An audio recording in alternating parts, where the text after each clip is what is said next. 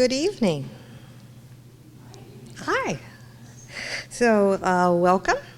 My name is Jonalyn Woolf-Ivory, and I'm the Executive Director for Sno-Isle Libraries, and I would like to welcome you to this evening's program. Sno-Isle Libraries provides library service to hundreds of thousands of individuals just like you through library facilities in 21 community libraries that are located both in Snohomish County and in Island County. We also provide mobile library service and online services and information.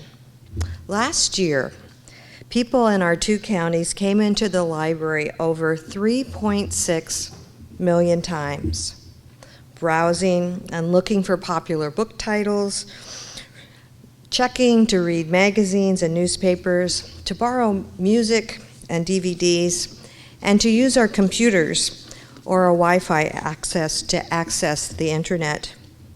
You might not be aware that residents in our two counties have also let us know that they value having Sno-Isle libraries gather people together to discuss issues that matter. That is why Sno-Isle Libraries hosts a series of community forums throughout the year. We call these forums Issues That Matter. This year, our community discussions have focused on public safety issues and public health. Last spring, the theme was on gun violence. Tonight, our discussion is on the issue of bullying. One additional community forum will be held next week at Coopville. All of our Issues That Matter community discussion series are made possible through the generous support of the Sno-Isle Libraries Foundation. I would also like to check to see if we have any foundation donors in the group. There are probably a couple. Thank you very much. So at this time, I'd like to take care of just a couple of housekeeping items. First, in case of an emergency, please look around and be aware of the exits. Restrooms are located off to my left, and it would be just great if you could silence or mute your telephones to minimize any distractions to the panelists and to those folks that are sitting right next to you. If you could also refrain from side conversations, or at least keep your voices down softly so you don't disturb those sitting next to you. If you plan to take photos tonight, that would be great. Just be sure that you disengage your flash. We are planning to videotape tonight's program and plan to have transcripts available on our website.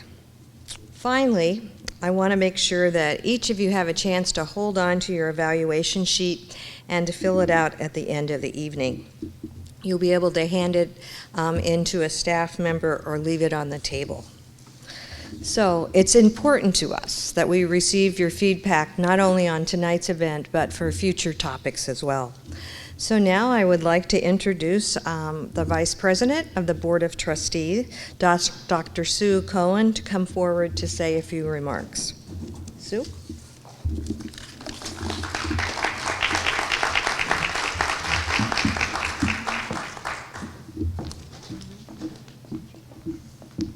And for those of you who might be wondering, yes, I am related to the other Dr. Cohn that's in the Everett School District.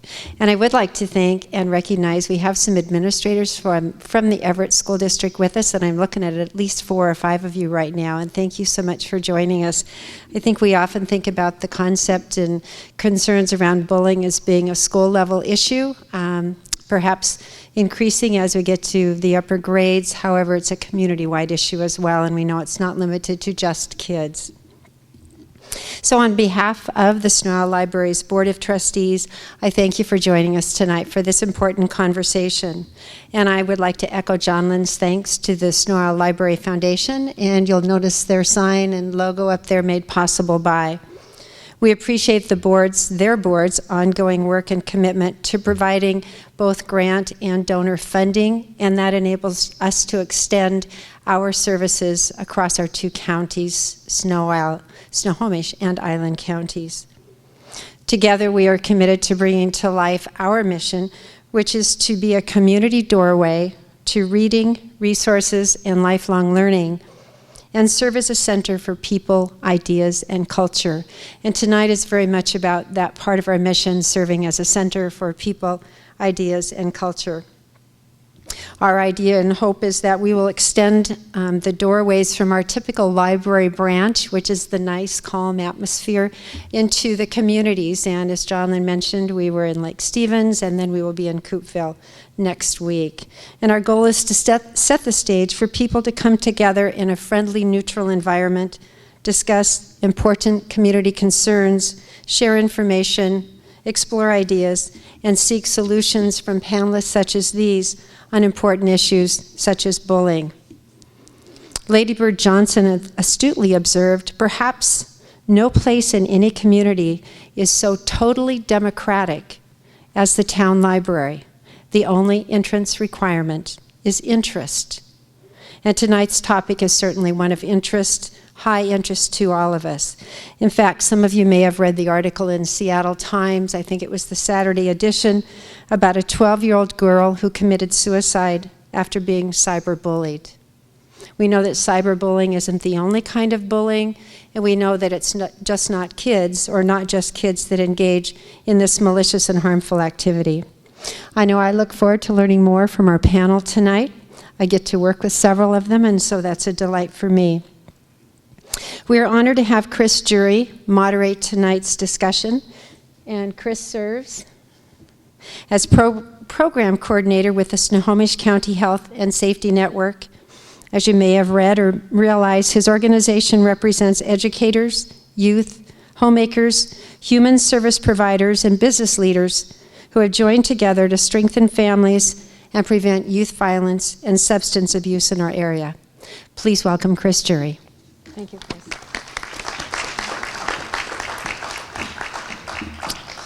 Good evening, everyone. Let me just get my stuff in order here. Thank you all so much for coming out tonight for this important second edition of Issues That Matter, Bullying. We had an absolutely phenomenal discussion last week in Lake Stevens, and we're going to do it again next week in Coopville, and really looking forward to it. Thank you so much for spending your time this evening coming out and engaging in this really important topic. It's important, before we get started, to acknowledge the role that the libraries play in our bigger picture kind of community discussion. The idea that there are those freedoms that we cherish and those opportunities to exchange ideas and information. And libraries have long been kind of the focus of that in all of our communities. And so I think it's really fitting that the library is the organization that's kind of managed to bring this and so many other topics together for us. So that's really great. I'm honored to be able to serve as your moderator for this evening. And we've got a great set of panelists. What we're going to do is each of them will get 10 to 12 minutes to kind of make a statement about their kind of take on bullying and give us some information. And then we'll move into a question and answer phase. And I think everyone got 3x5 note cards at the top. And it's really important, so our job up here is to try to be thoughtful and give good answers. And your job is to have the best questions you can come up with, or the toughest questions you can come up with. Put them down on a card. If they're for someone in particular, write their name down. And staff will funnel them up this way, and we'll answer as many of them as we can with the time we have. All right, that's the deal. All right, great. And as moderator, I'm going to reserve the right to politely move us along if a point has been made. I don't think I'll have to do that. And so we'll all promise to be on our very best behavior and no hooting and hollering or shouting at each other. And we'll ask you to do the same, to kind of, we'll try to avoid doing a whole bunch of applauding or booing or cheering while everyone's making their points. So maybe before we even get started, we'll just take the opportunity to applaud our panelists and thank all of yourselves as well for being here. All right. So, we've talked about the questions, we've talked about the cards. So, just a few brief opening remarks from me. So we were all talking before this got started, and we're going to go way out on a limb and say that bullying isn't a good thing. That's crazy, I know. So that's what we're going to do. Oh. And my first task that I forgot to do was, I've been lucky enough to work as a teacher, and I've worked in athletics, I've worked in all sorts of fields, and in all of those fields, there's bullying kind of galore. It's just part of the job when you're doing any of those things. And I felt like I had a fairly decent understanding of what bullying meant, both for the people doing the bullying and for those being bullied. But last year, I had the opportunity to put together a short film with young people from throughout the county. We did kind of 10 big forums and created this film in that context. And we allowed young people to tell us their stories, both about being bullied, what forms that took on, what that looked like in their life, and also about the times when maybe they had acted as bullies. And we got just the most phenomenal kind of set of responses from young people. And they had a whole lot to say about what bullying looked like. And I'm sure we're going to cover all or many of the same points tonight. And what I took away from that was most important is that bullying doesn't always look like what we think it's going to look like. It doesn't always look like the big kid beating up the younger, smaller child taking their milk money. Very often it's online, it's cyberbullying. But just as often we hear from young folks that they're feeling bullied by the adults in their lives. They're feeling put upon by teachers, coaches, other staff, other adults in their lives, neighbors. So that's a really important thing for us to keep in mind and to moderate as we're talking tonight about, I assume most of what we'll talk about is about young people and their interactions. But to keep in mind that we have a role to play in making sure we're not bullying and making sure we're treating young people the way we want them to treat each other.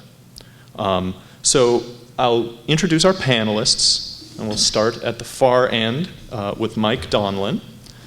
He is the he works for the Washington State OSPI with the School Safety Center. And before joining OSPI, Mike spent 30 years as a teacher and program administrator in the Seattle Public Schools, and has developed a widely recognized cyberbullying prevention curricula. In 2008, Mike received the Spirit of Online Safety Leadership Award from the National Center for Missing and Exploited Children. And Mike is a board member and secretary of the International Bullying Prevention Association. And as a consultant, he presents regularly in local, regional, national, and international settings. So, thanks, Mike. Officer Rory Mundwiler, I got it right? Yep. Okay, good. I was worried about that one. Is with the Mill Creek Police Department. And Officer Mundwiler has been named the School Resource Officer of the Year by the Washington School Safety Organization for 2013. He has served as the School Resource Officer for Jackson High School here since 2011, and is a 4-year veteran of the Mill Creek Police Department. He's also received many hours of training on bullying prevention and draws on personal experiences as a target of bullying and feels like those experiences have been really valuable. And Robert Polk is with the Everett Public Schools. Mr. Polk has served as the Director for Athletics, Activities, Health, and Fitness for the Everett Public Schools for the last 9 years. He is also the district's harassment, intimidation, or bullying, and that's HIB. It's an acronym that'll probably come up a lot tonight. As that coordinator, or compliance officer. In his role, Robert is responsible for the training of school staff and coaches regarding HIB and hazing issues, and helps adults recognize those signs and symptoms of those sorts of behaviors and how best to intervene for a healthier educational environment.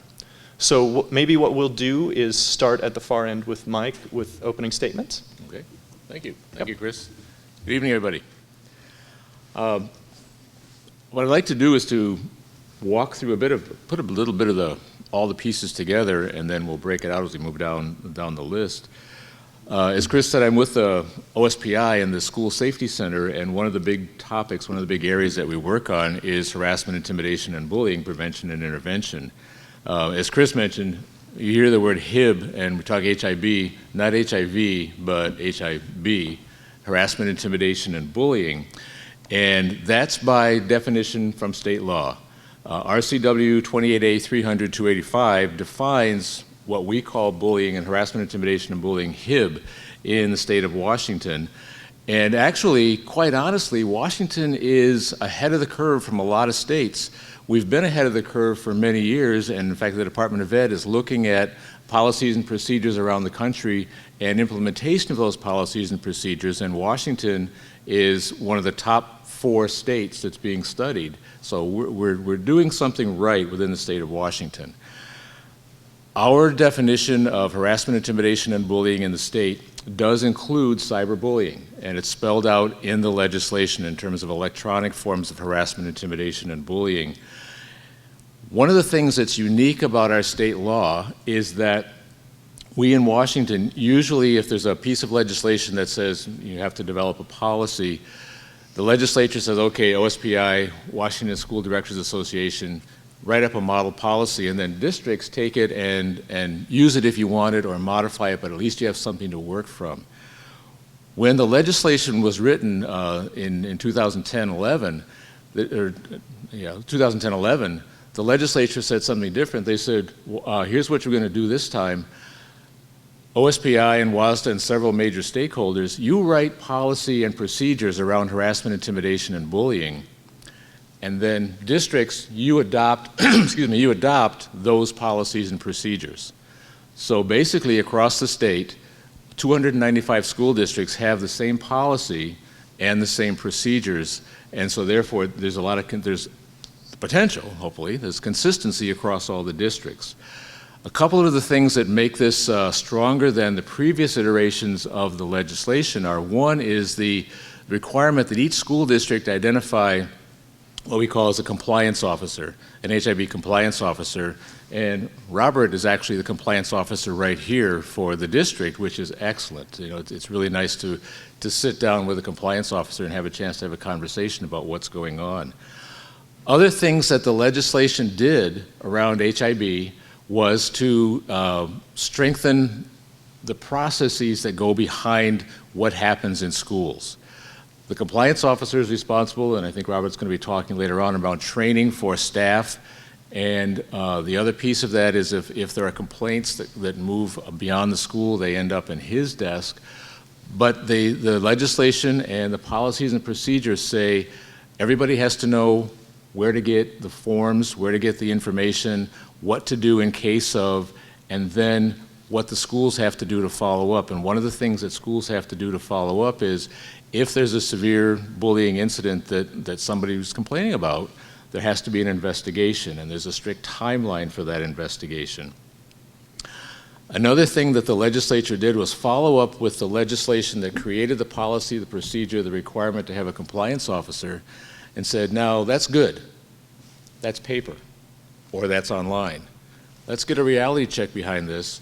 The subsequent legislation said we're going to have an anti-HIB work group in the state, and there are stakeholders involved in that work group, and the focus of the work group is to make sure that we maintain a focus on bullying prevention and intervention, and the legislature gave us 9 tasks to work on around how we go about doing that. That work group continues to meet. In fact, our next work group meeting is next week, Tuesday, and they're always open to the public. We're trying to keep them close to Olympia area this year so we can keep close to the legislators and tell them things that are going on. But one of the challenges with our state definition for HIB is the fact that it lumps harassment and intimidation and bullying almost as if they're the same, and we know very well they're not really the same. They're very, very, very closely connected. but harassment is not the same as intimidation necessarily. It's not the same as bullying. And that does cause some complications and some confusion sometimes for people. When we talk harassment, we could potentially be getting into malicious harassment, sexual harassment, getting into legal issues really, really quickly, as opposed to simply disciplinary kinds of things that can be taken care of right away. So there are some clarification issues. By way of saying that, so what is bullying? And bullying, best practice in the field, bullying is negative, is intentional, negative, repeated behavior. On the perpetrator side, there is some kind of a, I don't really care what happens to you, a lack of empathy. And on the feeling of the recipient, on the targeted side, somehow that person feels less than powerful, less than able to handle the situation. So there's a power imbalance of some kind. And as I think as Chris alluded to, it doesn't necessarily have to be a physical power imbalance. Sometimes it's, I'm cooler than you, and therefore I have control of the situation. So it's a negative, repeated, intentional action that goes on over time, repeated, and there's an imbalance of power and some kind of an empathy, a lack of empathy on the side of the perpetrator. Very, very much like the initial comments, that bullying really is a community event. And in talking to schools and administrators, like to make that point, we usually think of here's the bully and here's the target. And we use those words specifically, actually I should say perpetrator and target. Best practice in the field, we try not to call somebody a bully or a victim because we don't want to label people and say, okay, you're a victim, poor you can't do anything about it. Once a bully, always a bully. We're trying to avoid those conversations. But in the course of the bullying process, the rest of us are also involved. And we talk a lot about bystanders. So we have a perpetrator and we have a target. And I think if you remember back to when you were in school, and I know when I was in school, pretty much everybody knew who was the bad guy, who was the good guy, and we could see stuff going on. And very often we did nothing because we didn't know what to do, or thought nothing would happen, or didn't know who to turn to. So the rest of us are that community of bystanders. In practice, in best practice in terms of prevention and intervention, we talk about that a lot, and we try to give everybody the tools and the resources, the kinds of things they can do to protect themselves and to protect their partners, their buddies, their friends, their peers. So it's a community effort also on the preventative side of things. Cyberbullying comes up a lot. Cyberbullying comes up a lot. And in the 21st century, I would say probably the vast majority of calls that come into my office have to do with something that happens online. When I'm talking to kids, if I had a conversation with a room full of kids, they would probably say to me, as many have in the past, hey, Mr. Donlin, how come you talk cyberbullying? Don't you know that cyberbullying is just bullying? I go, yeah, it is. Cyberbullying is bullying, but you know what? Laws and policies and words and so forth use the word cyberbullying, so we have to kind of talk about that to make sure people understand which piece of the action we're talking about. But kids, you're right. Cyberbullying is bullying. Some very specific differences, but all those characteristics of bullying are part of that whole cyberbullying process. We talk a lot of prevention and intervention, with awareness being a real key part of that preventative action. So first make people aware of what the situation is, what we're talking about, and then we go into what can we do to prevent, and if something happens, how do we intervene? And that's all of us again, how do we intervene safely? If you're a young person, how do you either get yourself out of a situation safely or help your buddy do that safely to get yourself into a better place? One of the things that I should say, and I neglected to mention this in the beginning, the state HIB legislation, policy, and procedures deal with kid-on-kid issues and adult-on-kid issues, whether it's an adult bullying a child in school, or in some cases, a young person bullying one of the adults in school. It does happen sometimes. We get calls from time to time about, what about, Mr. Smith and Mrs. Jones, they're just mean people. and they bully each other. Mr. Smith doesn't let the faculty meetings run smoothly. Okay, that's not what we work with. That's not our HIB issue. In that case, we say, okay, go back, talk to your HR person, talk to somebody else in your district, talk to your union, whatever the case may be. But we're not talking adult on adult issues here. We're really more than almost always talking kid on kid kind of stuff. Okay, last couple of comments here. Bullying doesn't stand alone. It's part of a larger issue, and so we do a lot of conversation around school climate and culture, the larger safety issues, and social emotional learning. One of the things that we always try to make people aware of is that we talk bullying. We're the big folks. We're talking bullying. Kids don't talk bullying from K through 12. By the time they get into middle school and junior high, they may have a different word. And, drama comes up a lot. In athletics, we talk hazing, but they're all variations of the same theme. And letting people know that these are part of the same process. Two things that drive me nuts in the media. One is bullying is not an epidemic. Bullying is not an epidemic. There's no more bullying going on today than there was when I was in school than there was 100 years ago. However, it's changed, and we know much, much more about the impacts of bullying today than we did in the past, which is why we realize we really have to address it up front. And finally, the last comment right now, bullying does not cause suicide.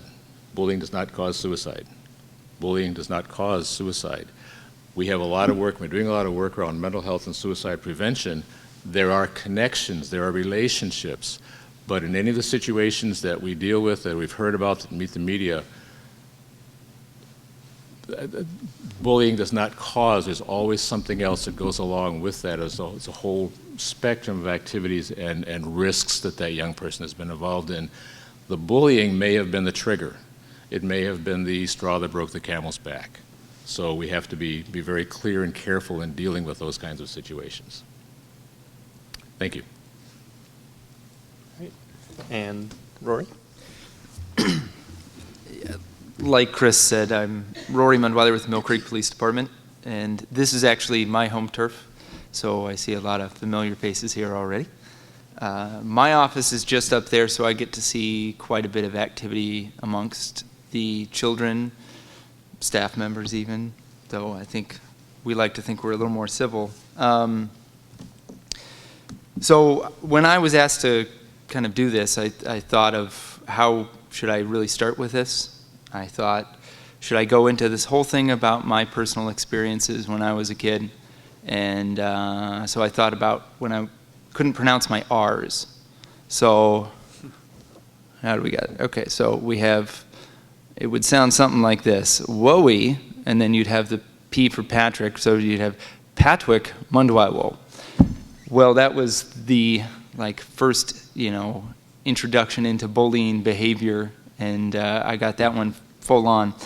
I had a great speech therapist got me out of pronouncing my name and other R's like that, and I thank her for everything I do now. But that certainly was kind of, like I said, an introduction to how it is that we treat each other as people. And I could go off on a small list, not a huge list of other things. But then I thought, well, maybe I shouldn't talk about myself like that, because it's not really about me. This is a bigger issue. And I thought, okay, well, what about my SRO experiences? My experiences as a school resource officer here at Jackson over at Heatherwood Middle School.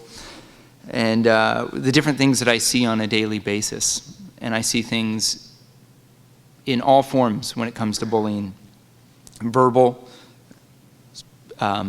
physical, psychological, cyberbullying, definitely. That's usually the more common, but I think it seems that way because someone can usually bring a piece of paper, print it out Facebook or Twitter and say, here you go. It's those quiet kind of verbal or psychological bullying behaviors that seem to get to kids and certainly are lasting. One of the things that I think about when I talk with kids upstairs is that, and I have to remind myself, and I am a human being, I am a cop, but whatever. Human being first, and I'm not always aware of some of the more common things, and one of that is that what seems like absolutely nothing to me, where it seems ridiculous that I'm even having a conversation with a kid about fill in the blank, means the world to that kid. And oftentimes I initially push that off, and I'm reminded, usually by my little inner monologue while I'm talking to kids, is, hey, this is their thing, and they may think that going out and doing this is extremely important, and they've had this repeated behavior, either verbal or physical, anything done against them, and that's really why they're coming to me. So again, what seems like nothing to me means everything to that other person.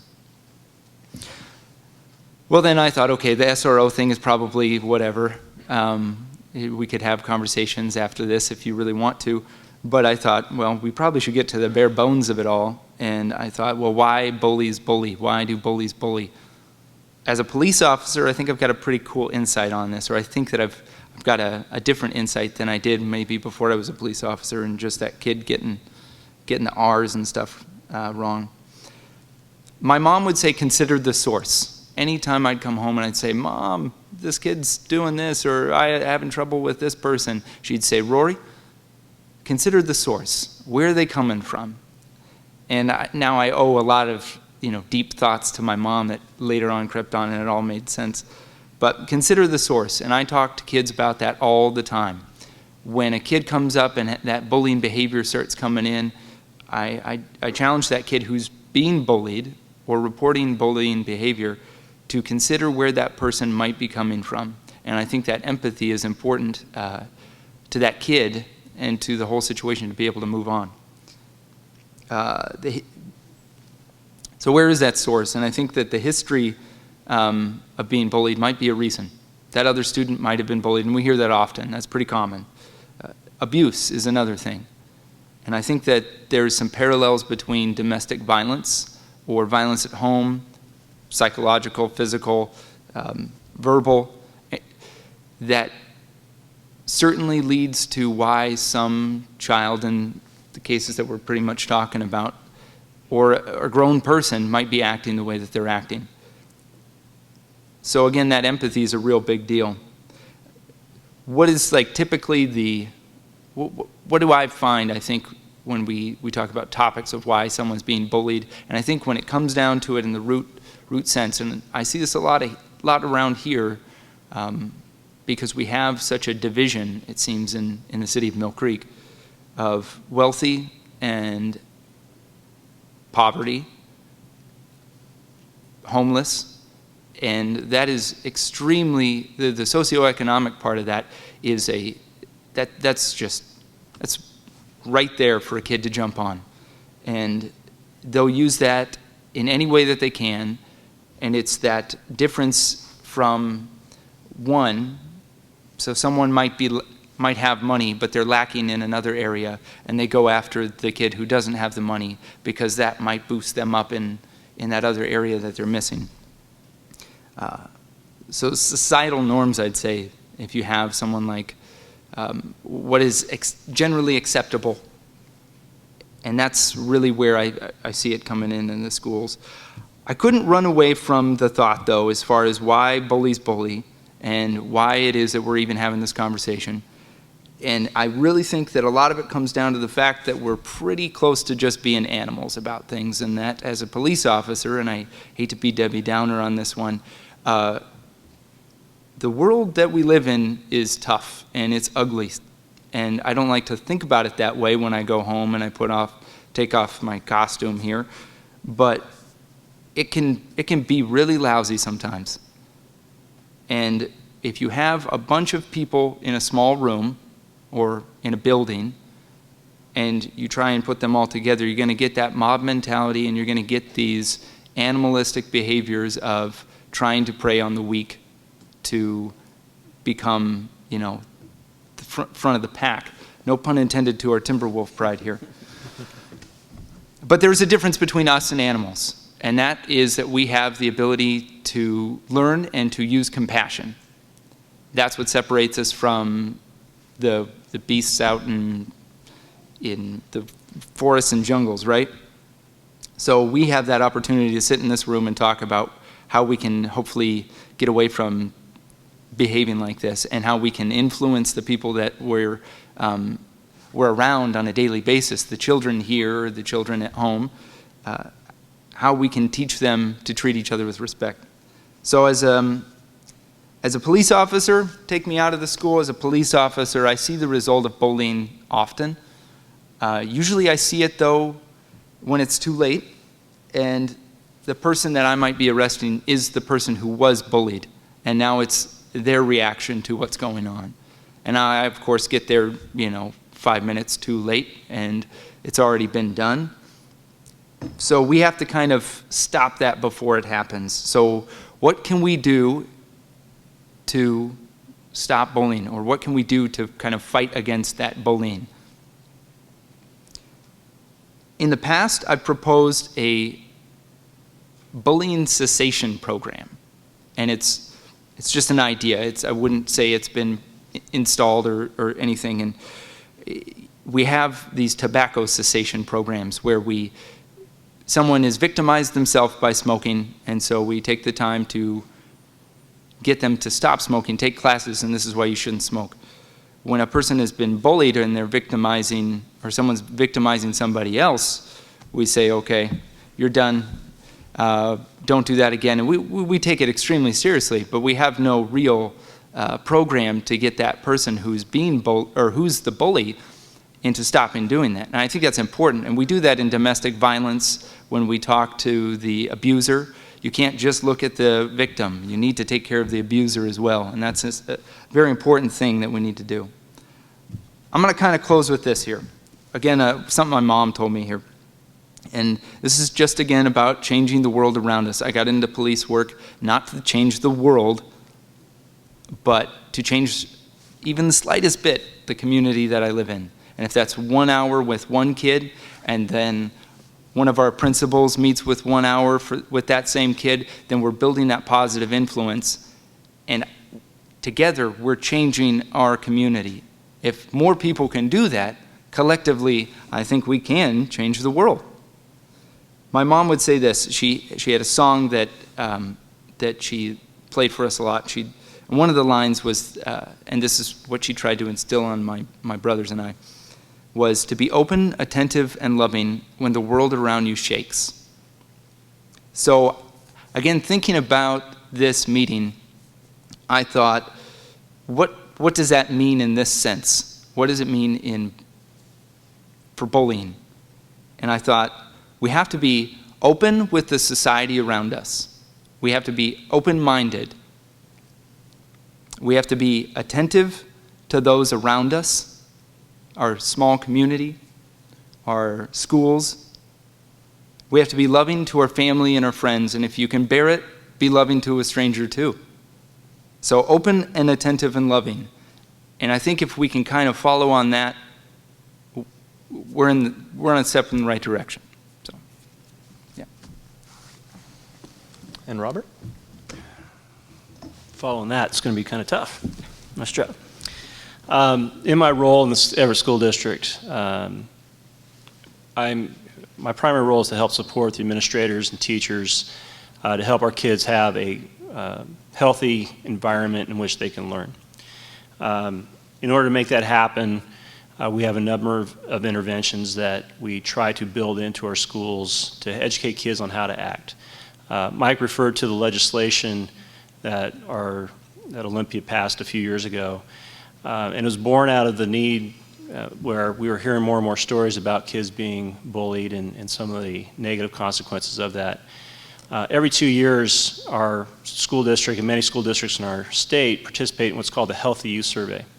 And one of the survey areas of focus is around bullying. They'll ask questions about that. And Mike referred to the fact that bullying has not become a bigger problem. And in fact, when you look at the Healthy Youth Survey, middle school kids have been reporting, about 30% of kids report having been bullied at some point during a school year, and that's been consistent for about the last 8 years. But because of what we see in the media, it's definitely something that's important and we need to respond to because, as Mike referred to again, we are starting to see the consequences or recognizing the consequences of kids being treated inappropriately or allowing kids to treat others inappropriately, and and then we see them move on to being incarcerated and things of that nature. In our schools, the interventions we try to build in, there's a number of things our schools do. One, you may have heard of Rachel's Challenge. It's an example of an assembly that school districts will bring in to talk to kids about the consequences of bullying.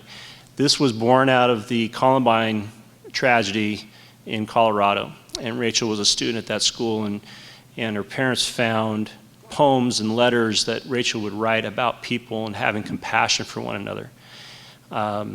And the kids who brought that tragedy to Columbine were reported to have been bullied or at least marginalized because of the way they dressed or the way they acted. And so Rachel's family is bringing this to the schools. And kids will sign a pledge to say they'll try to treat people better in the right way. We have curriculum in our school districts taught by our counselors called Steps to Respect. Again, trying to help our kids to learn how to interact with one another. A number of students are taking upon themselves to start anti-harassment, intimidation, bullying clubs, where they'll try to incorporate pieces into an assembly. They'll have posters, just trying to spread positive will among everybody. And then, along with our legislation, we now have avenues for students to report incidences of harassment, intimidation, bullying, and they can do it anonymously if they witness it or if they're a victim and if they're concerned about some kind of retaliation. And so we have all these different things in place, and they're great steps forward. But the true impact is what we do every single day. And many people up here refer to the adults and that we have some adult behaviors that are not very appropriate. Congress is a great example of that. You know, they don't get along real well, right? And they're not afraid to call each other names in the media. And we have a number of adults that do that in our schools: teachers, administrators, coaches. We have parents at home, out in the community.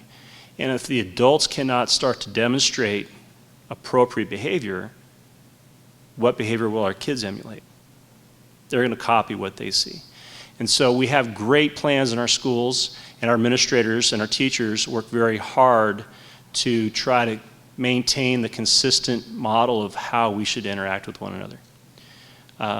Along with the legislation that our state passed, we do train our teachers annually, not just teachers, all school personnel, be it bus drivers, people that work in the kitchen, our custodians, administrators, teachers, and so on, that participate in a harassment, intimidation, bullying training. With that training, they're taught to identify some of the signs of harassing situation or bullying situation, taught how to intervene, taught what to do if a student reports to them a situation, and from that it would be reported, investigated by our administrators, and so on. So we have, again, a number of pieces in place to try to help our kids find avenues for safety. These gentlemen took a lot of the information I was going to share with you tonight, but I do want to touch on hazing as well, as my role as the athletic director.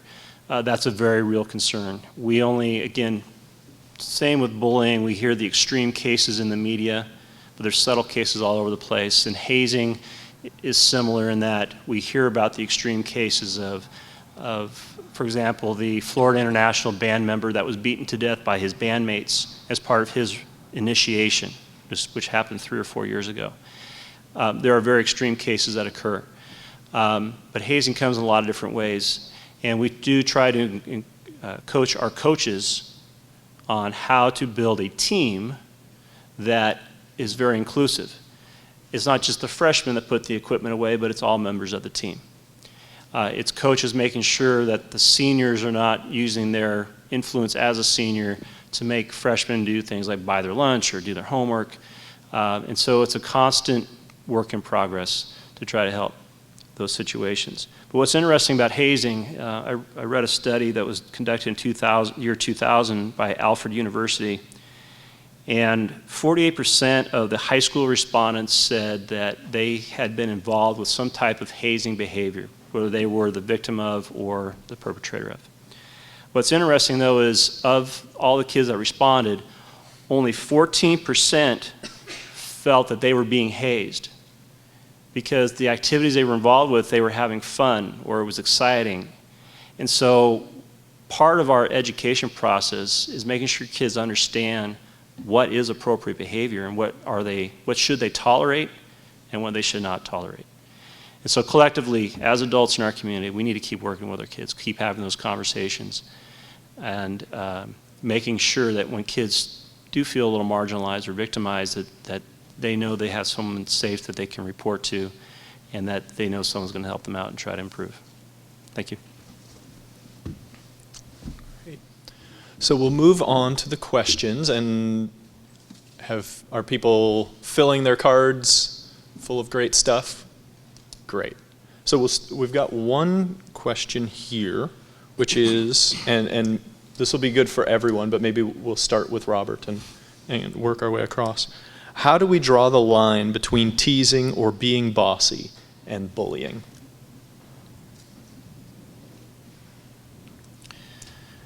To me, this is my personal opinion, bullying is a repetitive behavior. Persistent is a word that you'll see. And so it's not the one time where a kid calls another kid a name, but it's the continual putting down over days or weeks. And so with that framework, sometimes kids might be teased or adults will tease each other. But if it's just a one-time event, yes, it hurts your feelings, but it's not perceived, it's not defined as the bullying. The bossiness, I'm going to forget the company and so on, but a woman wrote a book recently about women in leadership positions and how when this woman was growing up, she was perceived as bossy, and we looked down upon that among women. You shouldn't be bossy, but if we want women to assume leadership positions in the executive world and so on, you got to be a little bossy. And so, again, sometimes kids are going to have their feelings hurt by the way someone speaks to them, but it's the constant or persistent nature of that behavior or that language that leads it to become bullying, and that's when self-esteem starts to decline more quickly. Well, again, an opinion here, and I think I'm right on board with Robert here, is that you have to have that consistent, really, to get that bullying behavior there. However, again, I'll touch on the fact, what I said earlier too, is that what means something to me may not mean the same to Robert or Mike. So what I might find is funny isn't. And so I think when I talk to kids on the daily, it's usually trying to figure out exactly where that really lies with them. Is this something that is that important topic or that important thing to them that's really getting to them, or if it's just something that they're unhappy that someone said, fill in the blank, So yeah, I think you have to have that repetitive aspect, and it's got to continue to go. Yep, ditto. And the other piece I'd throw in here along with that is we hear teasing as just teasing. It's a relationship between the parties involved, and sometimes it's just teasing and it's fun, but if the affect changes and the person on the receiving end doesn't think it's funny anymore, then that's something you begin to deal with, especially if it's repetitive. And as I'm talking to people, I talk to kids, I talk to adults, usually you can take some of those examples and say, let's turn this into a teachable moment. What happens if I say this to you and you laugh? Okay, that's one thing. Maybe we're buddies. If I say this to Robert and I see he might laugh, but it's not really a funny laugh, it's kind of an uncomfortable laugh, and so if I pick up on that, go, okay, maybe I'm stepping over the line there. So it's part of the process of understanding. So yeah, and the repetitive nature of it is important for the bully part of it. And we've got a question that I think is best addressed to Mike, but everyone else should feel welcome to chime in, which is, why are there no consequences for bullying? The bully always gets off without punishment. Oh, not really. And I think, Robert, this may be a better question for Robert, actually, than for me. districts have policies and procedures, and in the well-trained staff and a well-trained group of people, there would be consequences. There absolutely would be consequences. And how those consequences play out, that's a district or a school level, a district level decision.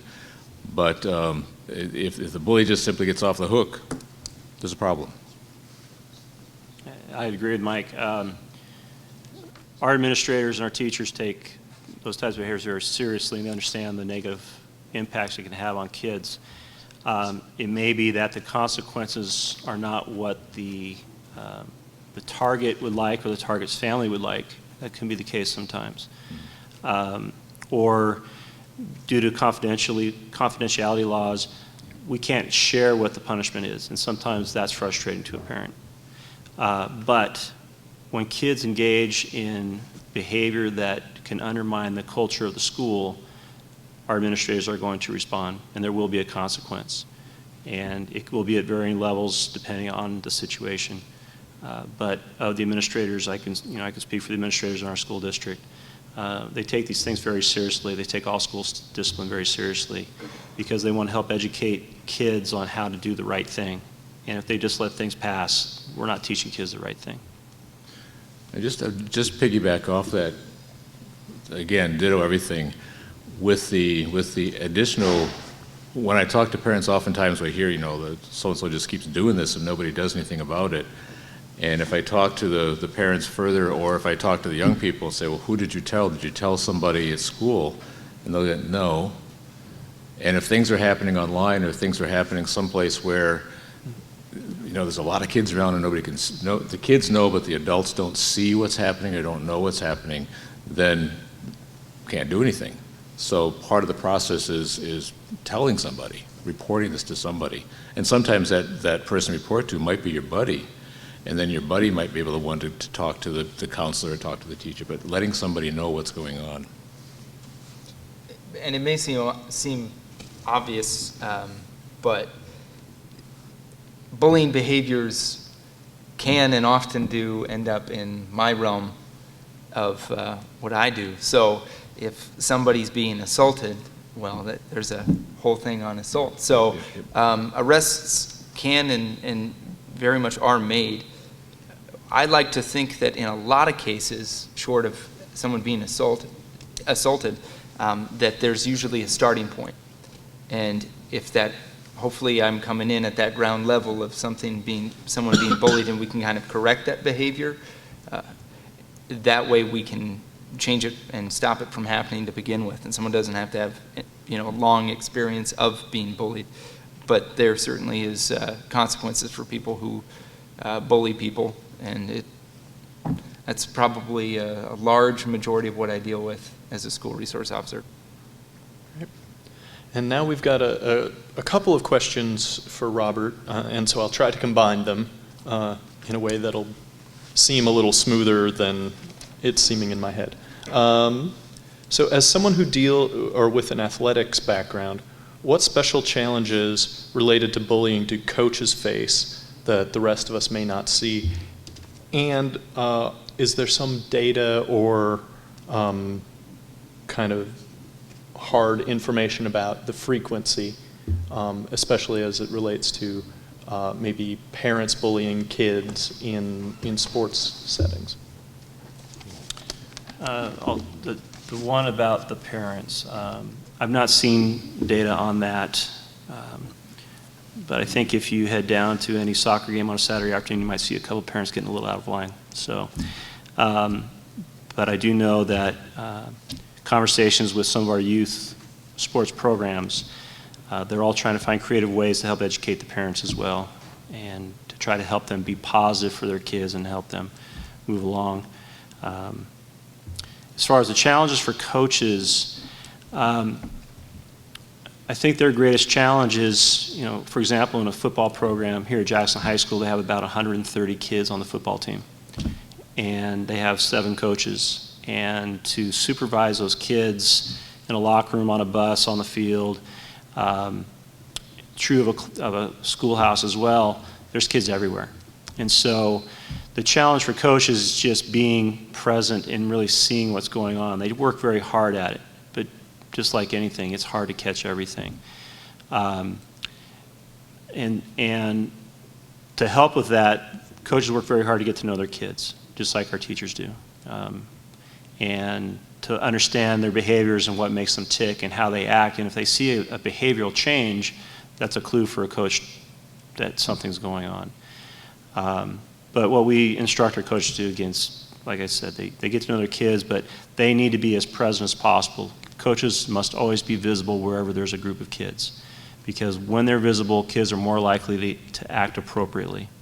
When they're by themselves, kids are going to horseplay and do things that aren't right, and that's when they get themselves into trouble. Okay. And we've got a follow-up question to that, which is there a line between bullying and acceptable tough interactions between an adult and a kid, especially in a coaching situation? Sure. And I think that goes back to what Mike talked about, was the effect of how this coach is interacting. If it's a constant negative barrage, you can't do this, you're horrible, so on and so forth, obviously that leads itself to bullying. Some people thrive on that for some reason. How that works, I'm not sure. We're all wired a little differently. Other kids, as soon as you say a negative word to them, they shut down. Same as adults. I know if my boss yells at me, I don't feel very good about myself, and it takes me a while to recover, and I got to get going again. And so, again, it's the coaches understanding kids, and if it becomes a personal thing, anytime you start using the words "you" and then follow it with something about them personally, that's really bullying. But if it's more encouraging, you need to get going, you need to play faster, harder, whatever, the bystander, someone walking by, might hear that and think, wow, that guy yells all the time. Where the coach is actually instructing kids while raising their voice because it's a loud gym or a football field or what have you. So again, it's about the effect, and it's about the kids and what each kid is comfortable with, and the coach being sensitive to those things. So we'll shift gears a little bit and give you a break. This question is, where does most bullying occur now? Is it online or in real life? And is online bullying as traumatic as something like an actual physical confrontation?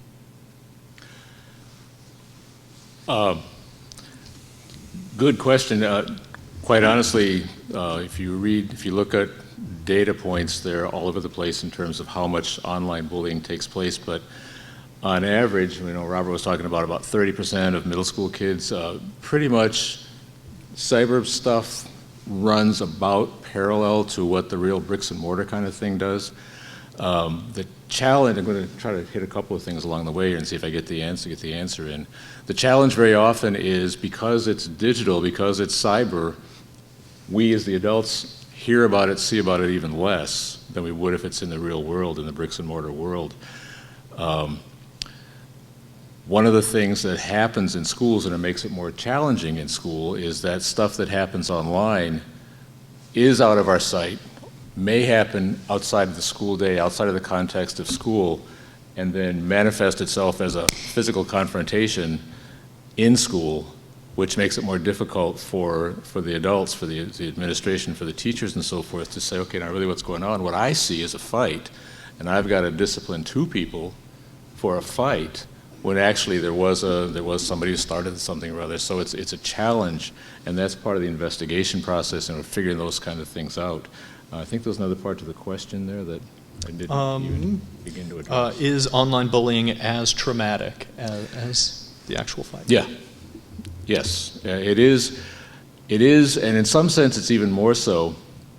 There are things about online bullying, I say bullying and cyberbullying are the same thing, but there are some things about stuff that happens online that makes it more difficult for the targeted kid. And one of those things is you can't get away. If you try to take a cell phone away from a kid, you're going to have a challenge. If somebody's being bricks and mortar physically bullied, hopefully he or she will have some safe place to go home, rest up, find a good, comfortable spot to regroup himself or herself, but they're not going to give up their devices.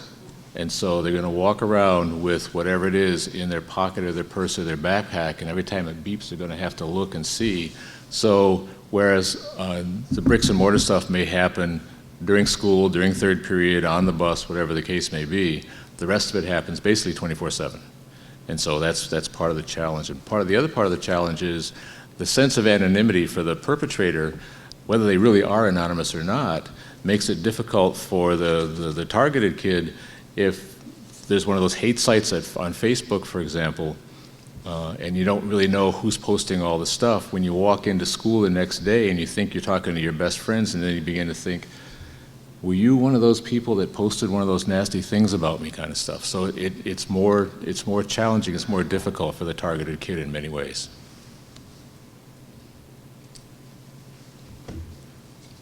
All right. So here's a little bit of a change of pace again. It seems that often the parents of kids who bully others are not the kind of parents who are motivated to work with their children on things like this. What can another parent or teacher do? Well, I feel like I can key in on this pretty well. I get a great opportunity to go to houses and meet all sorts of families, all sorts of living conditions, good families, good parents, bad parents, the whole gamut. And I made a point earlier about how it is that I personally kind of try to my vision on kind of changing our little community, and that's just being that influence. I think we can do a lot while we are doing our jobs. We can do a lot while we are parents of, our kids, or our friends' parents' kids, if that makes sense. No, it doesn't. But the idea would be is that we have an opportunity as adults in this room, as a child in this room too, to add that positive influence on the people around us. So just those little interactions that we have with people, I think that's probably more than they're going to get in a lot of ways. So.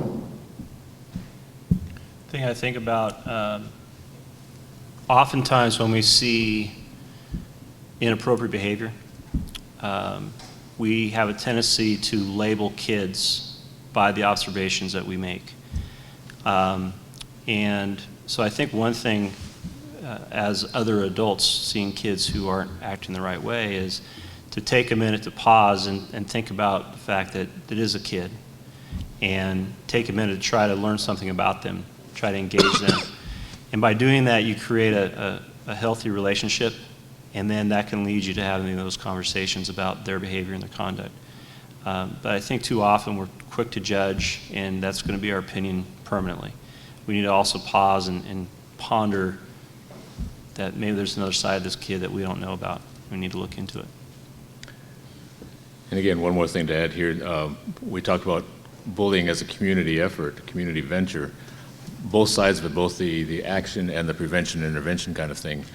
In training around bullying prevention and intervention, one of the things we talk to is not just the kids in school, not just the staff in school, but it's a larger community effort. And so involving families and parents so they all have the same sense of what it is we're talking about, what it is we do, and ways to intervene. And what I always usually tell people is that you may be called upon, whether it's your kid or not, you may be called upon to be that trusted adult that the kid turns to. So involve the families, involve the parents, involve your peers, your others that you live with and you work with, and your kids' friends, parents kind of thing in the process as well. That's what I was trying to say. So we've got another great question from Mike, which is, why do some schools seem to have a reputation for zero tolerance for bullying, while other schools seem to have bullying problems that are more commonplace? And are the adults at all schools held to a standard? Whew. That's a doozy question.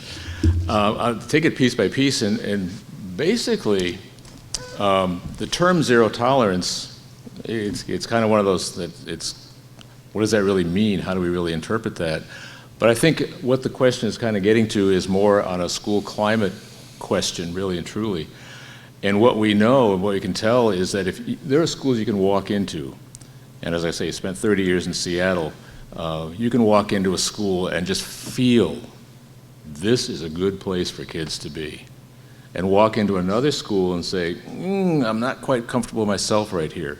So it's setting the tone, the climate of the school, and having all the people on board, having the entire staff, and that includes everybody from the principal on down the line, and then all the young folks and all the parents who come in, understand what the parameters are, what the expectations are, what's acceptable and what's not acceptable in that particular school, and by setting that tone, everybody's on board and is part of the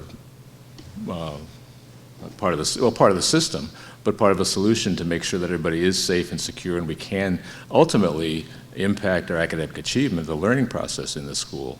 So it's a challenge when you walk into one of the schools and you go, ooh, this is a less comfortable building, less comfortable place, for me to be. So I'm sure it must be that way for kids. And it's one of those things that we really have to work on. And maybe Robert has specific, these are the kind of things we see when we're doing this in the district. Or not. Yeah, I guess I could just piggyback off what Mike said. It is a feel. I believe that as adults who care about kids in schools, there is a zero tolerance for this type of behavior. But every school is going to be a little different, and so your observations and your perceptions may be different at each place. But it doesn't mean that the schools tolerate such behavior. Often, a lot of times, it's, again, we don't know about it, and we can't respond to what we don't know about. So it's a matter of people letting us know what's going on and working with kids, talking to kids, hear what they have to say, what their concerns are, so that we can address the issues. And so we've got a question for Rory, specifically, although you'd like to share. And it's a two-part question. First is, how can we help cultivate empathy in the community? And following on to that, when you're being bullied, what can a student do in addition to reporting it to deal with the situation?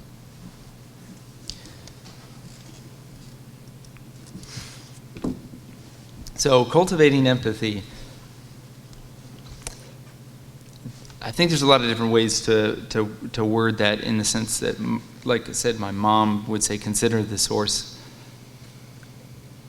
If you have an opportunity to sit down with somebody and just really sit down and talk with them, and you can listen to where they're coming from, there ought to be classes for it, and I'm sure that there is in one way or another, and there's excellent teachers out there teaching it in one way or another, and it could be anything from math class to history class. But you look at something like history, and that's an awesome opportunity to do it. If the world had empathy, we probably, in more cases than it is that we have had empathy or shown it, we probably wouldn't have been in as many wars and had as many problems.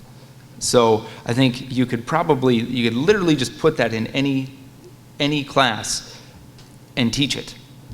I mean, and as our job at the schools or within the community, that may take a different role. And you have to kind of assume that they may not be learning it from someone at home.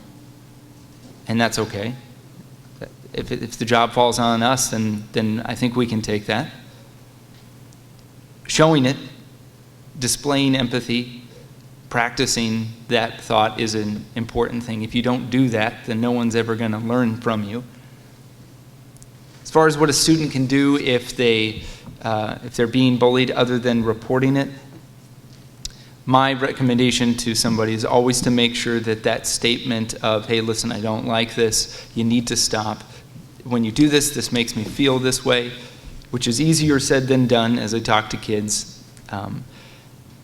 That one always shoots out right out of my mouth. And it's important that gets established. I think that's a good practice for young folks to learn as they get older. It's communicating how it is people are making you feel, and I utilize that in the workplace all the time. Cops don't always see eye to eye with other cops. You know, any other job, it's the same difference. So being able to communicate that, you can't always solve your problem that way. But if you're being bullied, you know, you run through that and you say, this is how it's making me feel, you need to stop. If you can walk away, walk away. If you feel that this needs to be reported, report it immediately. Those, I think, are the steps you can take. Great. And so we've got, we're nearing the end, so we've got one last question, which I think is a really great question, and I think everyone will probably have something to say about it, which is there a difference between how girls bully amongst themselves and how boys bully amongst themselves? Yes and no. Yes. The general tendency, you hear a lot about relational bullying and those kinds of things, the social exclusionary kinds of things, or the mean girl kind of stories and kind of situations. Boys tend to do that less, a bit more on the physical side of things, but not necessarily always, so that it's sort of stereotypical, but to a certain extent, those are differences between boy bullying and girl bullying. Like I say, you can't, not totally, not completely, but a lot more of the relational kinds of things among girls, and a lot more of the physical kind of things among boys. Yeah, I concur. It's having a son and a daughter. Mm-hmm. Daughter's very verbal, and girls have a tendency to say what they really think, and boys are not as verbal, and they just kind of keep their mouth shut. If they don't like somebody, a lot of times they just walk away from them. And so I think that's where a lot of differences occur. But when friction among boys rises, that's when it does become a physical situation. They don't like to talk about their feelings a whole lot. So I would agree on just about every level there. I've been having that conversation with a few students in the past week about how that works. But all hasty generalizations, I'd say, you know, every incident is different. But yeah. Great. All right. So we've got still got a pile of great questions here, but I think we'd be here till 10 if we answered them all. So that'll be a good spot for us to move on and ask each of you if you have a 1-minute closing sort of summary that you'd like to share. Now would be the time. I guess for me, it's from what I've learned about this topic, it's a lot about the community around and the people witnessing these negative behaviors, and we as adults working to model appropriate behavior, helping our kids understand what that is, you know, I keep coming back to the term that is probably starting to get overused a bit right now, but you know, it takes a village to raise a kid. And so all of us together collectively can help, one, protect our kids, but two, to teach them what to do and how to do things the right way. And we just need to start stepping up our game a little bit and help where we can. As far as being a Mill Creek police officer, if there is any questions regarding this topic, I'd love to answer them. And if you have any questions, your student or your parent or anything, my office is up there, and the phone number is certainly available. I'll give you a card. We want to make sure that the minds are eased as much as they possibly could when it comes to this topic.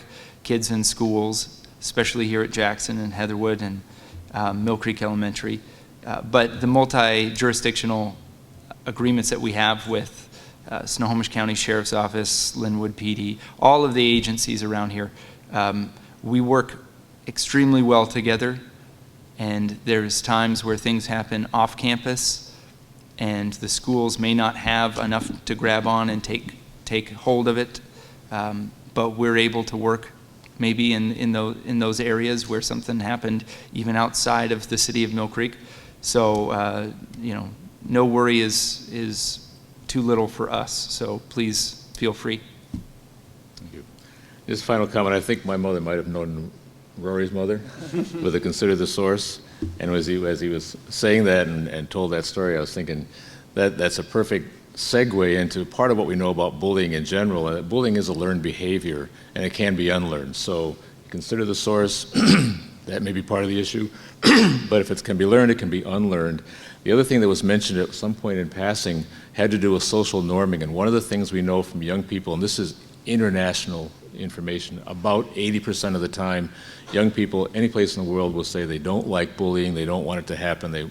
If only they knew what to do, they would do something about it. So if we can use that community of young people to build and build on their social norms that they know are going to be positive, it's a big move forward. That's it. Thank you. Great. So we've done a really good job of not applauding throughout. So this is a great opportunity to thank all our panelists.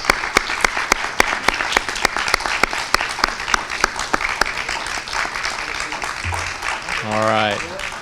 So just to wrap up, the most important thing right now is the evaluations that you were given on your way in.